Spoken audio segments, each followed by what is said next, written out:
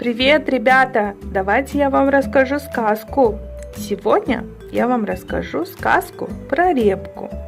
Итак, посадил дед репку. Выросла репка большая-пребольшая. Стал дед репку из земли тянуть. Тянет, потянет, а вытянуть не может.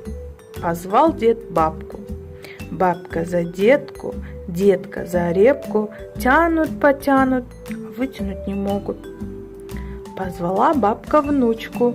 Внучка за бабку, бабка за детку, деда за репку.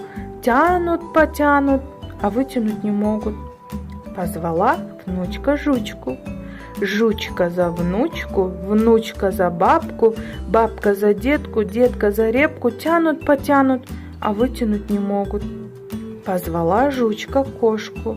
Кошка за жучку, жучка за внучку, внучка за бабку, бабка за детку, деда за репку. Тянут, потянут, а вытянуть не могут. Позвала кошка мышку.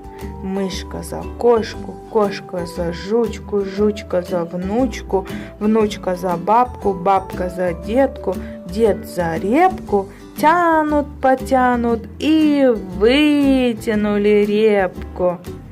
Вот так. Хорошая сказка. Всем пока, ребята. В следующий раз расскажу вам другую сказку. Пока-пока.